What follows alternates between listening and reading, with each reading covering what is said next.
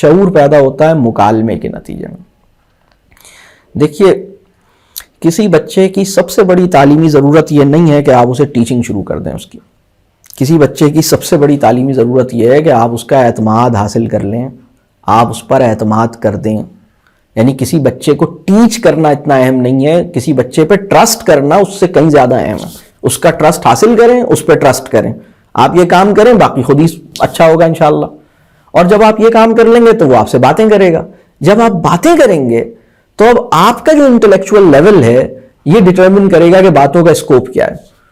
اگر آپ کی ساری گفتگو کا جو پیوٹ ہے وہ شاپنگ ہے تو یہ بھی شاپنگ کے بارے میں ہی باتیں کرے گا. اور اگر آپ زندگی کی کوئی معنویت رکھتے ہیں, کوئی بڑا آپ کے ذہن میں کوئی بڑی بامقصد زندگی گزار رہے ہیں تو اس کی باتیں بھی اسی طرح اچھی ہوں گی انشاءاللہ. تو یہ تو میرا جو پہلا پوائنٹ ہے وہ یہ ہے کہ خدا نے انسان کے اندر خیر پر چلنے, نیکی پہ بڑھنے کا ایسا انتظام کر رکھا ہے, اپنی پہچان کروا کے اسے دنیا میں بھیجا ہے, اس کی فطرت کو اچھا بنایا ہے. اسی کے نتیجے میں سوال پیدا ہوتے ہیں, ان سوالوں کے اوپر اگر کسی قابل اعتماد انسان سے اس کا تعلق بن جائے تو مکالمہ وجود میں آتا ہے. مکالمے یعنی جسے ہم کانورسیشنز کہتے ہیں, اور ان کانورسیشنز کے نتیجے میں اس کی انٹلیکچوئل ڈیولپمنٹ ہوتی ہے. زبردست بات ہے.